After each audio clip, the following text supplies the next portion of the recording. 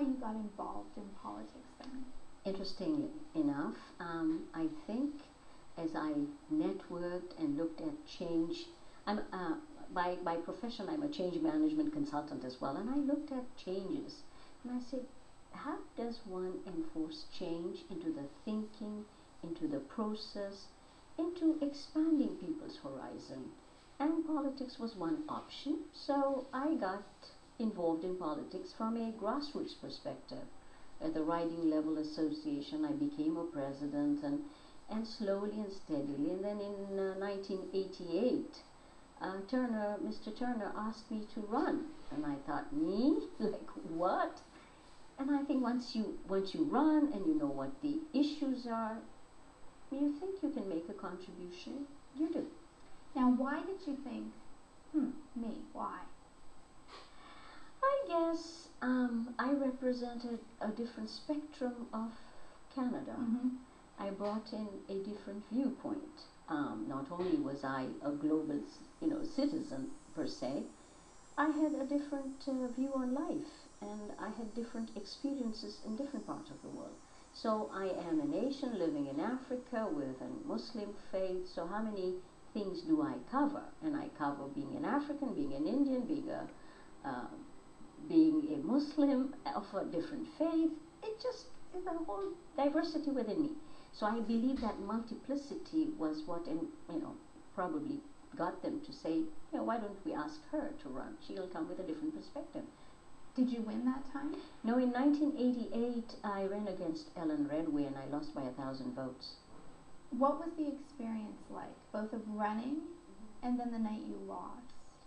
Running was interesting because the riding that I was running in gave me an interesting challenge. I was out canvassing one day with a lawyer friend of mine, and I gave my hand, and this guy refused to shake my hand. So I said to him, the blood is red, and walked away. And this lawyer friend of mine, who's since passed away, he said, that was interesting. I said, yeah, I do not, tolerate rednecks, but that's life. And so I think I took it in my stride. You asked me where did I become fearless? I just take it as a step in the right direction and then moved on. The good experience I had was with Ellen Redway, who was a gentleman, and I enjoyed a challenge. You always enjoy a challenge. Absolutely. You are fearless about challenges. That yes, seems to be I the think case. so. Now, why run again? In 2004, I think the riding was being vacated. So I was asked this was another time I was asked if I would run. Because in the meanwhile, I had, continued my business and professional career. So that, it didn't make much sense for me to move from a money-making arena to a non-money-making arena. You're sitting there saying, yeah. But then you sit there and say, is politics, are you there, if you're into change, are you there for the money or are you there for a greater cause? And that's what I did. You became Canada's first Muslim woman MP. That's correct. And I had read an article, I think it was an online Globe and Mail article, where the writer was lamenting the fact that no one picked that up. No one in the media really made an issue of that because it was a huge step forward for the Muslim community. How does it feel to have been elected as Canada's first Muslim woman MP? See, I don't go by being the first. I do not wear my religion on my sleeve. And I think when you talk about Canada's first Muslim woman, I represent a riding, and this is the interesting thing about Canadian diversity and how Canada has evolved.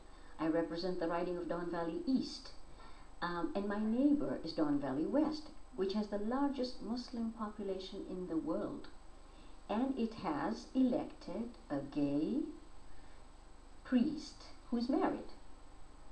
Now I say to people, talk about intolerance. Are they intolerant? So the labeling is what I get away, and I have a large 52 to 53% Anglo-Saxon population, and a diversity which includes Chinese, Greeks, Italians, Russians, South Americans, and so I sit there and say that's what Canada has reached an understanding, probably in the urban centers, but it has reached an understanding of a Canadian is. Mm. You are very focused on work because you're obviously very committed to it. Mm-hmm. Do you have as much of a focus on your life outside of work? I am a balanced person. Oh, are you? Oh yes, I maintain balance because within the life we lead, if you don't have a balance, then you can be quite taken in by the politics of it. Right. So I balance my life by meditating and by exercising. Oh, great. Mm-hmm. So how often do you meditate? Every day. Special time? Do you do it in the morning before I you do get it in the started? morning before I get started, Okay. so it calms me down. Yes. I am a triple A personality, actually, I'm told. Okay. So I have to That calm sounds down. very dangerous. we just like to be busy. And then you exercise. What do you do? Oh, I do aerobic exercises. Have you ever heard Zumba? No. Zumba, sorry, not Zuma. Zuma is the South African president.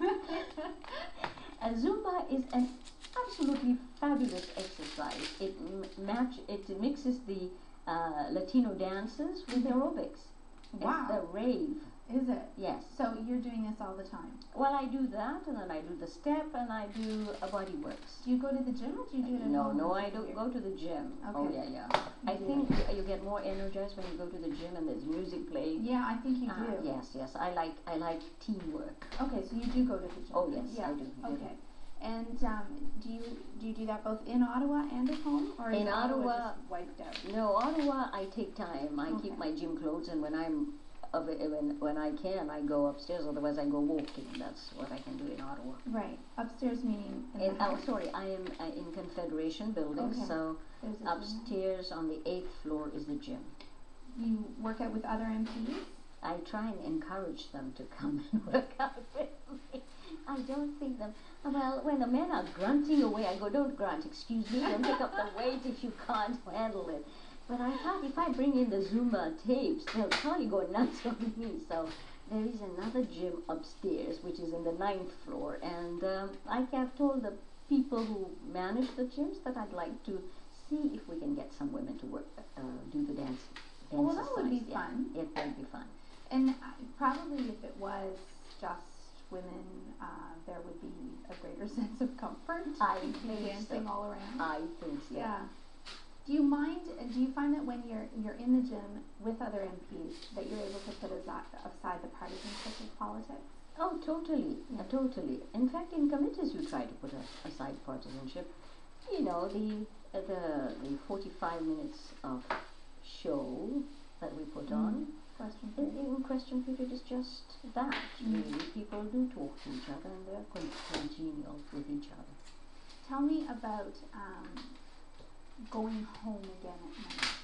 Do you have the chance to sit and read something other than a briefing book? Do you watch TV? What do you do? Sometimes I watch CPAC. Oh, love it. And I Incredibly watch exciting after your day Yeah, being sometimes you want to reflect on what has happened, but I watch the news and I try and see that I relax watching something else. If I read the newspaper, I bring some books with me to read. What kind of book? You know, I'm an epileptic reader. You were too young to even remember this, but have you ever read Andy Blyton? But that was when I read as a kid. So I'm going, what do I read? Oh yes, actually yes, I do know you. Yes. Susie Okay. the troublemaker, right? Yeah. Remember? Oh wow. And we created all. Do you feel a certain kinship to Susie? I think so. We used to have so many, things that we used to do as kids. But as I grew up in an environment where a lot of political turmoil was taking place. And, I believed in the struggle of the African countries. So I would read things like Grace Orgott's Beyond Borders.